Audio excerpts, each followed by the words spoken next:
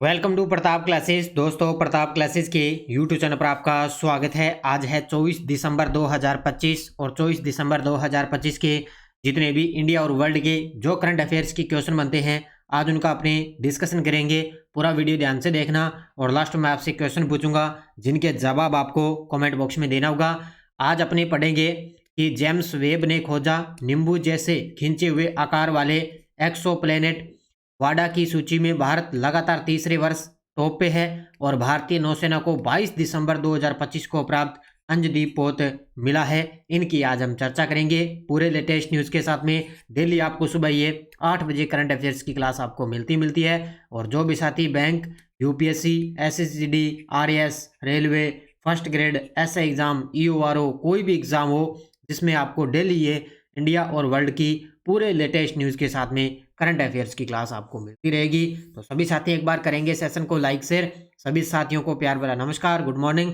सबसे पहले हम करेंगे कल के क्वेश्चनों को रिवाइज। कल हमने पढ़ा प्रधानमंत्री मोदी ने 21 दिसंबर 2025 को किस स्थान पर 10,601 करोड़ रुपए की अमोनिया यूरिया फर्टिलाइजर प्लांट का शिलान्यास किया। तो नामरूप असम में। इसरो ने ड्रोग पैराशूट परीक्षण कहाँ सफलतापूर्वक पूरे किए? चंडीगढ़ में। NDTV Indian of the year 2025 समारोह में किसे transformational leader of the year पुरस्कार से सम्मानित किया गया? तो ये किया गया जय शाह को।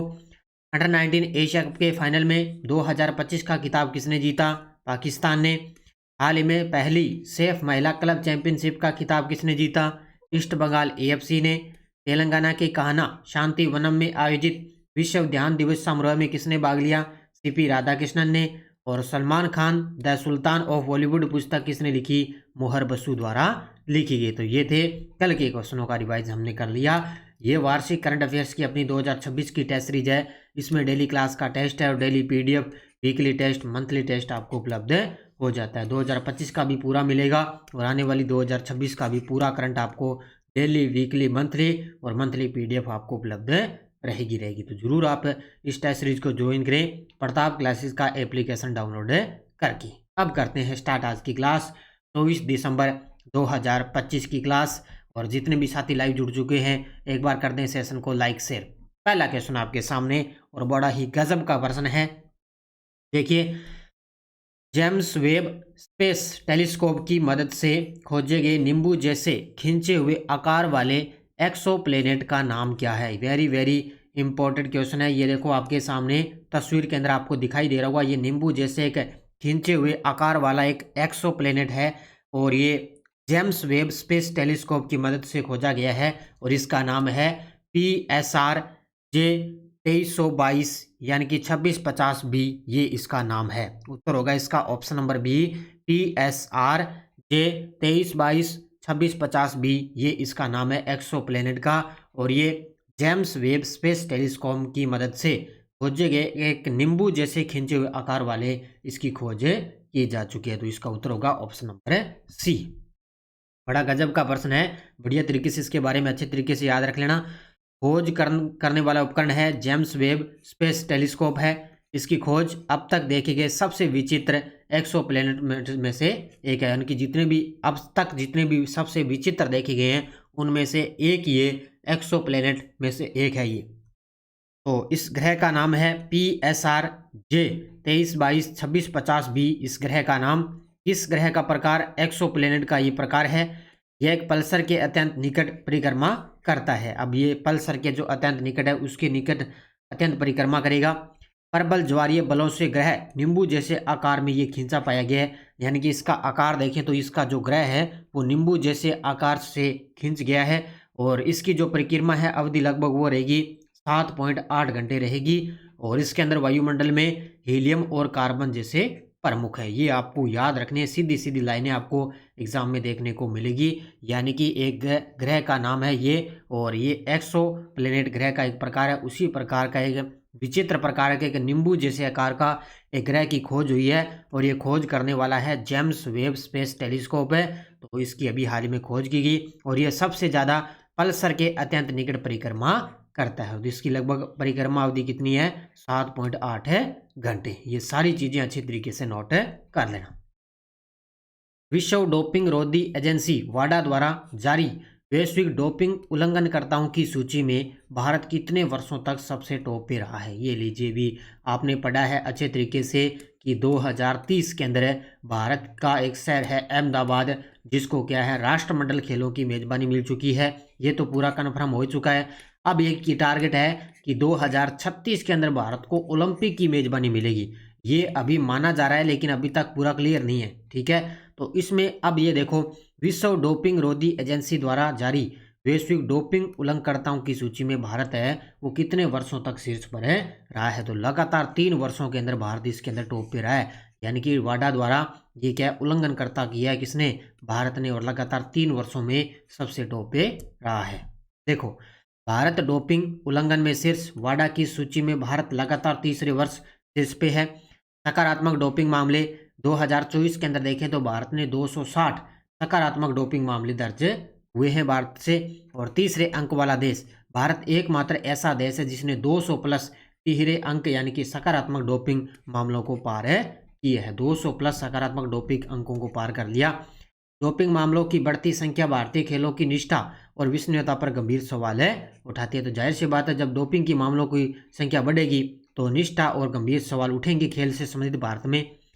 2036 ओलंपिक की बोली पर प्रभाव भी पड़ेगा, क्योंकि डोपिंग की समस्या भारत की 2036 ओलंपिक खेलों की मेजबानी के महत्वाकांक्षी प्रयास को कमजोर कर सकते हैं। क्योंकि जब लगातार 3 वर्ष तक भारत लगातार इसके अंदर टॉप पर रहेगा तो हो सकता है भारत को 2036 वाली ओलंपिक खेलों की मेजबानी न मिलेगी, क्योंकि 2030 राष्ट्रमंडल खेलों की तो मेजबानी मिल गई। अब 2036 की भी हो सकता है मिल भी जाए, हो सकता है नहीं मिले। प्रतिष्ठित फ्रेंच सेवेलियर डेल ओड्रे डेस आर्ट्रस एट डेस लेटर्स पुरस्कार किसे प्रदान किया गया है? ये तो आपने काफ़ी बार इस पुरस्कार के बारे में अच्छे तरीके से पढ़ा है, क्योंकि ये फ्रांस का एक जो है पुरस्कार है। इस पुरस्कार ये हम देखो नाम से पता चल रहा है फ्रेंच का है, यानी कि फ्रांस का एक सम्मान है। ये पुरस्कार है सेवेलियर डे ओड्रे डेस आर्टस एट डेस लेटर्स पुरस्कार। ये दिया गया अभी हाल ही में रवि डीसी को। ऑप्शन नंबर बी किसको दिया गया है? रवि डीसी को। तो सम्मानित व्यक्ति रवि डीसी, इनका परिचय मलयालम प्रकाशक है ये। इनका पद प्रबंध निदेशक डीसी बुक्स के हैं। ये डीसी बुक्स के मलयालम प्रकाशक है रवि डीसी।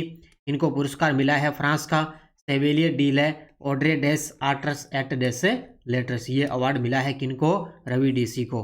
किसमें क्षेत्र में? साहित्य व कला के क्षेत्र में। और यह पुरस्कार भारत में फ्रांस के राजदूत थियरी माथो द्वारा प्रदान किया गया है। यानी कि भारत के अंदर भारत में फ्रांस के जो राजदूत हैं थियरी माथो, उनके द्वारा ये पुरस्कार है इनको दिया गया है। याद रखना इनको अच्छे तरीके से। हाल ही में किसे 2025 में 40 अंडर 40 लोअर अवार्ड से सम्मानित किया गया है? ये देखो गजब का प्रश्न आपके सामने तस्वीर में। हाल ही में किसे 2025 में 40 अंडर 40 लोअर अवार्ड से सम्मानित किया गया? तो ये वकील हैं शुभम अवस्थी, इनका नाम वकील हैं। ये देखो आपके सामने तस्वीर में शुभम अवस्थी, इनको मिला है 40 अंडर 40 लोअर अवार्ड से सम्मानित किया गया है। अब थोड़ा सा बस याद ही रखना है अच्छे तरीके से।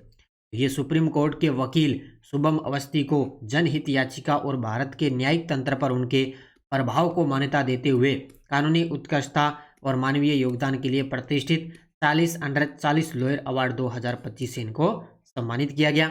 यह पुरस्कार नई दिल्ली में आयोजित PWD legal world 40 under 40 lawyers and legal influencers awards 2025 के 6ठे संस्करण में उनको ये अवार्ड नई दिल्ली के अंदर आयोजित हुआ, जहां पे इनको ये अवार्ड मिला है। किसको? सुप्रीम कोर्ट के वकील हैं शुभम अवस्थी। तो इनको कौन सा मिला?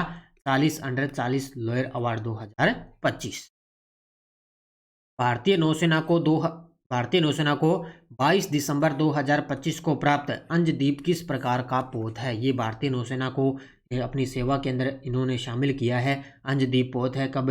22 दिसंबर 2025 को। और ये किस प्रकार का पोत है? तो ये पनडुब्बी रोधी सेलो वाटरक्राफ्ट है। ये देखो आपके सामने तस्वीर में पनडुब्बी रोधी सेलो वाटरक्राफ्ट है, अंजदीप है। और अभी हाल ही में भारतीय नौसेना ने इसको 22 दिसंबर 2025 को शामिल किया है। पोत का नाम है अंजदीप, सेवा भारतीय नौसेना के अंदर। पोत का प्रकार पनडुब्बी रोधी सेलो वाटरक्राफ्ट है। निर्माणकर्ता garden reach ship builders and engineering इसका निर्माणकर्ता, और इसके साथ में L&T शिपयार्ड के साथ साझेदारी में इसके निर्माणकर्ता रहे हैं। इसका निर्माण मॉडल PPP यानी कि पब्लिक प्राइवेट पार्टनरशिप के तहत। और प्रमुख उपकरण अत्याधुनिक सोनार, टोरपीडो, पनडुब्बी रोधी रॉकेट है इसका उपकरण। और स्वदेशी सामग्री लगभग 80% से अधिक स्वदेशी घटक भी इसके अंदर शामिल है। बाकी ये चीज़ें आपको पता है, ये जितने भी पोत वगैरह था ये युद्ध पोत के जब होते हैं तो उनमें बड़े बड़े युद्ध वगैरह होते हैं उनमें काम आते हैं, तो इनका काम है लिया जाता है। तो बड़े बड़े जो सैन्य सामग्री वगैरह उनको ले जानी पड़ती है। तो ये अभी अंशद्वीप है वो भारतीय नौसेना के अंदर शामिल हुआ है। अगला देखो, IGU 124वीं amateur golf championship of India का खिताब किस खिलाड़ी ने जीता है। ये देखो आपके सामने तस्वीर में गोल्फ यानी कि गोल्फर के खिलाड़ी हैं। IGU 124वीं amateur golf championship of India, और इसका खिताब किस खिलाड़ी ने जीत लिया है। यानी कि IGU का मतलब होता है भारतीय गोल्फ संघ। भारतीय गोल्फ संघ है 124वीं एमेच्योर गोल्फ चैंपियनशिप, तो इसका खिताब जीता है सुखमन सिंह। किसने जीता है? Option number C, Sukhman Singh ने ये खिताब जीता है। ये अपने नोएडा के रहने वाले हैं, उत्तर प्रदेश के अंदर है ना, ग्रेटर नोएडा, वहाँ के रहने वाले हैं सुखमन सिंह। इन्होंने ये गोल्फ चैंपियनशिप जीती है। तो उपलब्धि, IGU 124वीं amateur golf championship of India का खिताब जीता है। खिलाड़ी हैं सुखमन सिंह हैं। टूर्नामेंट का स्तर, यह राष्ट्रीय एमेच्योर गोल्फ चैंपियनशिप है और इसका स्थान कहाँ पे हुई? टोलीगंज क्लब कोलकाता के अंदर इसका फाइनल खेला गया। फाइनल में इन्होंने हरमन सचदेवा को हराया है। ये पूछा जा सकता है अभी फाइनल के अंदर किसको हराया? हरमन सचदेवा को। और ये प्रतियोगिता भारतीय गोल्फ संघ द्वारा आयोजित की जाती है। तो ये ग्रेटर नोएडा के रहने वाले हैं सुखमन सिंह। इन्होंने ये 124वीं एमेच्योर गोल्फ चैंपियनशिप जीती है। जापान 15 साल बाद दुनिया का सबसे बड़ा न्यूक्लियर पावर प्लांट फिर से चालू करने वाला है। यह प्लांट कौन सा है? ये देखो आपके सामने तस्वीर में जापान है वो 15 साल बाद जो है दुनिया का सबसे बड़ा न्यूक्लियर पावर प्लांट को स्टार्ट करने जा रहा है। तो ये कौन सा प्लांट है? तो ये है काशीवाजाकी कारिका न्यूक्लियर पावर स्टेशन। उत्तर होगा इसका ऑप्शन नंबर बी, काशीवाजाकी कारिका न्यूक्लियर पावर स्टेशन है, जो अभी ये जापान 15 साल बाद ये दुनिया का सबसे बड़ा न्यूक्लियर पावर प्लांट है जिसको शुरू करने जा रहा है। ये पहले क्या है, 2011 की बात करें, 2011 की बात करें तो ये क्या है, जब भूकंप और सुनामी आई थी जापान के अंदर, उसमें क्या है इस वजह से इसको बंद कर दिया। अब इसको क्या है दोबारा ये स्टार्ट कर रहा है। तो प्लांट का नाम है काशीवाजिका कारिवा न्यूक्लियर पावर स्टेशन है। संचालक टोक्यो इलेक्ट्रिक पावर कंपनी, जो फुकुशिमा प्लांट की भी ऑपरेटर थी, ये है इसकी संचालक। क्षमता 7 रिएक्टरों के साथ ये दुनिया का सबसे बड़ा न्यूक्लियर पावर प्लांट है। 7 रिएक्टरों के साथ ये संचालित रहेगा। स्थान जापान सागर के तट पर निगीता प्रांत में, टोक्यो से लगभग 220 किलोमीटर ये दूर है। उद्देश्य जीवाश्म ईंधन पर निर्भरता कम करना और ऊर्जा आपूर्ति सुनिश्चित करना। ये स्टेशन है जापान के अंदर। अगला कदम, पहले रिएक्टर को जनवरी 2026 तक शुरू करने की योजना मानी गई। यानी कि 7 रिएक्टरों के साथ ये दुनिया का सबसे बड़ा न्यूक्लियर पावर प्लांट है और इसका जो पहला रिएक्टर है ना वो जनवरी 2026 तक शुरू होने की योजना है। यह संयंत्र 2011 के भूकंप सुनामी के बाद ये बंद किया गया था। जब 2011 में बंद हो चुका था, अब ये 15 साल बाद इसको फिर से शुरू किया जाएगा। भारत और किस देश ने गुजरात के लोथल में राष्ट्रीय समुद्री धरोहर परिसर के लिए समुद्री विरासत सहयोग को मजबूत करने हेतु समझौता किया है? ये गजब का प्रश्न है। तो ये किस देश के साथ समझौता किया? नीदरलैंड के साथ। नंबर बी, भारत और नीदरलैंड ने गुजरात के लोथल, ये पुरानी एक सभ्यता है, ठीक है, लोथल गुजरात के अंदर सभ्यता होती थी, उसको भी राष्ट्रीय समुद्री धरोहर परिसर के लिए समुद्री विरासत सहयोग को मजबूत करने के लिए भारत ने नीदरलैंड के साथ में समझौता किया है। ये देखो आपके सामने तस्वीर में, ये है गुजरात की लोथल सभ्यता। तो समझौता हुआ है समुद्री विरासत सहयोग पर, MOU हुआ है भारत और नीदरलैंड के बीच। उद्देश्य समुद्री विरासत सहयोग को मजबूत करना। परियोजना स्थल लोथल गुजरात में और राष्ट्रीय समुद्री विरासत परिसर ये के अंदर ये शामिल है। अंतर्राष्ट्रीय सहयोग, एम्स्टर्डम स्थित राष्ट्रीय समुद्री संग्रहालय के साथ अंतर्राष्ट्रीय सहयोग हुआ है और सहयोग के प्रमुख क्षेत्र इसमें संग्रहालय डिजाइन, संरक्षण और अनुसंधान प्रदर्शनियां शामिल रहेगी। और लोथल का महत्व, ये भारत की लगभग 4500 वर्ष पुरानी समुद्री विरासत का प्रतिनिधित्व करती है। ये आपको याद रखना अच्छे तरीके से, किसके साथ किया है? नीदरलैंड के साथ। अब देखो आपके सामने वन लाइनर करंट। पहला है कि ओमान ने अपना पहला पॉलीमर एक रियाल का नोट जारी किया है। जो जनवरी 2026 से प्रचलन में आ जाएगा। तो ये गजब का प्रश्न है भी। ओमान ने अपना पहला पॉलीमर एक रियल का नोट जारी कर दिया जो 2026 से जनवरी 2026 से प्रचलन में आ जाएगा। दूसरा है तमिलनाडु सरकार ने कावेरी बेसिन में उद्बिलाव संरक्षण पहल का अनावरण किया है। तो तमिलनाडु की जो सरकार है उन्होंने कावेरी नदी में उद्बिलाव संरक्षण पहल का अनावरण किया। और पश्चिम बंगाल सरकार ने 100 दिवसीय रोजगार योजना का नाम महात्मा श्री योजना बदलकर कर दिया है। अब देखो नाम लगभग योजना की परिवर्तित होते जा रहे हैं। तो पश्चिम बंगाल सरकार ने 100 दिवसीय जो रोजगार योजना है उसका नाम कर दिया महात्मा श्री योजना बदलकर कर दिया है। ये आपको तीनों के तीनों रखने हैं अच्छे तरीके से। ये टेलीग्राम ग्रुप है, कोई सूचना, कोई लिंक, कोई नोटिफिकेशन सब आपको टेलीग्राम पे सूचना मिल जाती है। पिछले वीडियो का क्वेश्चन क्या था, सैयद मुश्ताक अली ट्रॉफी 2025 का खिताब किसने जीता है? तो ये जीता है झारखंड ने। बहुत सारे विद्यार्थियों ने बड़े गजब के जवाब दिए, उन सभी को बहुत बहुत शुभकामनाएं। अब देखो क्वेश्चन फॉर यू, दुबई में आयोजित एशियन यूथ पैरा गेम्स 2025 के अंदर भारतीय खिलाड़ियों ने कुल कितने पदक जीते? 85, 102, 95, 110। और इसका जवाब आपको कमेंट बॉक्स में देना है। कल मैं आपको इसके अंदर स्थान भी बता दूंगा कि भारत इसके अंदर कौन से स्थान पे रहा था। ठीक है, तो ये थी आज की अपनी क्लास। बाकी अपने स्कूल व्याख्याता की करंट अफेयर्स की टेस्ट सीरीज चल रही है। राष्ट्रीय, अंतर्राष्ट्रीय, राजस्थान तीनों का करंट आपको एक साथ उपलब्ध हो ही जाता है, जरूर आप इसको ज्वाइन करें। बाकी एसआई की करंट अफेयर्स की टेस्ट सीरीज चल रही है, सीएटी की 12वीं लेवल और ग्रेजुएशन लेवल की टेस्ट सीरीज है, जरूर आप इनको ज्वाइन करें क्योंकि आगे एसआई का एग्जाम है, फर्स्ट ग्रेड का एग्जाम है, सेकंड ग्रेड का एग्जाम है, इन सभी का एग्जाम होना है। और खूब सारी भर्तियां आगे फिर आएगी, वीडियो भी आ रही है, पटवारी की आ रही है। तो ये भी आप अच्छे तरीके से बस पढ़ते जाओ, मेहनत करते जाओ, भर्तियां निश्चित तौर से आती रहेगी। धन्यवाद। जय हिंद, जय भारत, जय राजस्थान।